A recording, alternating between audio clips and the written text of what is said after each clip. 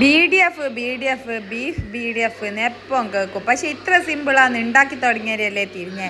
എന്നാൽ പിന്നെ നിങ്ങൾ മസ്റ്റായിട്ട് ട്രൈ ചെയ്ത് നോക്കിട്ടാ. എന്തെന്നാ ഈ BDF എന്നല്ലേ, ബീഫ് ഡ്രൈ ഫ്രൈ, അഥവാ നമ്മളെ ബീഫ് 65എന്നോ ബീഫ് ചില്ലിന്നോ എന്ത് വേണമെങ്കിലും വിളിക്കാം. എന്നാൽ പിന്നെ ഉണ്ടാക്കി തുടങ്ങിയാൽ അതിനാദ്യം ബീഫ് നല്ലപോലെ കഴുകിയെടുത്ത് അതിലേക്ക് 1 സ്പൂണ് മുളക് പൊടി, 1/2 സ്പൂൺ മഞ്ഞൾപ്പൊടി, 1 സ്പൂണ് നമ്മളെ മല്ലിപ്പൊടി നിറച്ച് കൊടുത്തട്ടാ. പിന്നെ ആവശ്യത്തിന് ഉപ്പ്, 1/2 ഗ്ലാസ് വെള്ളവും പറഞ്ഞ് നമ്മൾ ആദ്യം ബീഫ് വേപ്പിച്ചെടുക്കണം. എത്ര നേരം വേപ്പിച്ചെടുക്കണം എന്ന് വെച്ചാൽ നമ്മളെ 3/4 വേവ്, അതായത് 4 5 വിസിലടിഞ്ഞോട്ടെ കേട്ടാ. എന്നാൽ നമ്മളെ 3/4 വേവ് നമ്മളെ ബീഫ് നല്ലപോലെ വേപ്പിച്ചിങ്ങെടുക്കണം കേട്ടാ. അധികം വേപ്പിക്കല്ലേ, അത് മസ്റ്റായിട്ട് ശ്രദ്ധിക്കേണ്ട ഒരു കാര്യം. ഓവറായിട്ട് കുക്ക് ചെയ്യാൻ പാടില്ല, ഒരു ഒത്ത പോലെ കുക്ക് ചെയ്ത് ഇങ്ങെടുക്കുക. പിന്നെ നമ്മൾ കുക്കർ എപ്പം തുറക്കുന്നുണ്ടോ അന്നേരം എല്ലാം നമ്മൾ ശ്രദ്ധിക്കണം. കുക്കർ തുറക്കുമ്പോൾ വിസിൽ നല്ല പോലെ ഒഴിവാക്കിയിട്ട് മാത്രമേ കുക്കർ തുറക്കാവൂ.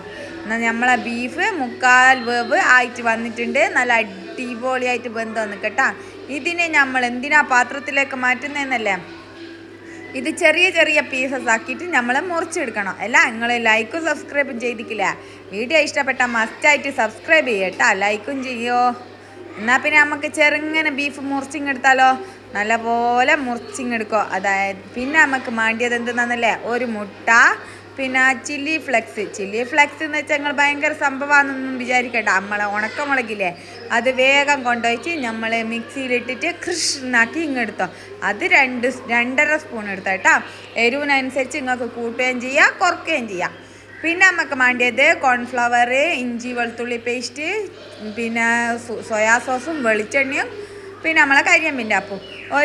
4 സ്പൂണ് നമ്മളെ കോൺഫ്ലവർ പൊടി, 1 സ്പൂണ് വെളിച്ചെണ്ണ, 2 സ്പൂണ് ഇഞ്ചി വെളുത്തുള്ളി പേസ്റ്റ്, പിന്നെ നമ്മളെ 2 സ്പൂണ് സോയാ സോസ്.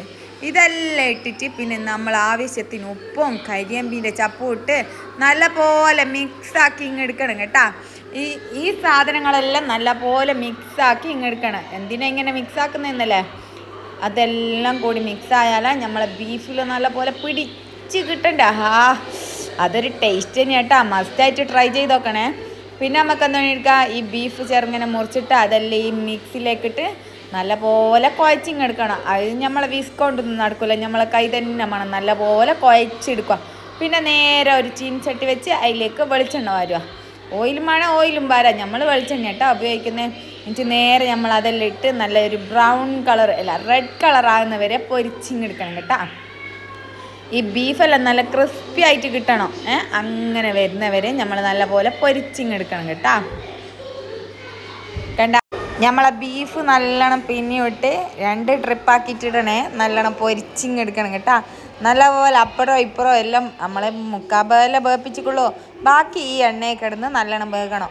പിന്നെ നിങ്ങൾ ഇഷ്ടപ്പെട്ടാൽ ലൈക്ക് സബ്സ്ക്രൈബും ചെയ്യാൻ മറക്കണ്ടേ. ഇതെന്തിനാ നിങ്ങൾ ഇടയ്ക്കിടയ്ക്ക് പറയുന്നതല്ലേ, നിങ്ങളൊന്ന് ഓർമ്മിപ്പിച്ചാടോ. എന്നാൽ എല്ലാവരും ചെയ്തിട്ടുണ്ടാവും വിചാരിക്കല്ലേ. നല്ലോണം വെളിച്ചെണ്ണ കിടന്ന് ഇങ്ങനെ പൊരിഞ്ഞ് വരണം കേട്ടോ. നല്ല അടിപൊളിയായിട്ട് ബന്ധ് കിട്ടിയിരിക്കുക സാധനം സെറ്റായിട്ട് വന്നിട്ടുണ്ട്. ഇതിൻ്റെ ഒരു കുറച്ച് നമ്മളെ സോയാസ് അല്ല കെച്ചപ്പില്ലേ, നമ്മളെ ടൊമാറ്റോ സോസ്, അതും കൂടി പാർന്ന് തിന്നാൽ പൊളിക്കും. അടിപൊളി ടേസ്റ്റാണ്. ഞാൻ സത്യമായിട്ട് ഫസ്റ്റ് അറ്റംപ്റ്റിനും പക്ഷേ കിടിലോസ്കി ടേസ്റ്റ് തന്നെയാണ് കേട്ടോ. അടിപൊളി എന്ന് വെച്ചാൽ അടിപൊളി ടേസ്റ്റ്. ഫസ്റ്റ് അറ്റംപ്റ്റിൽ തന്നെ ഇങ്ങനെ ടേസ്റ്റ് ആവുമെന്ന് ഞാൻ വിചാരിച്ചിട്ടില്ല.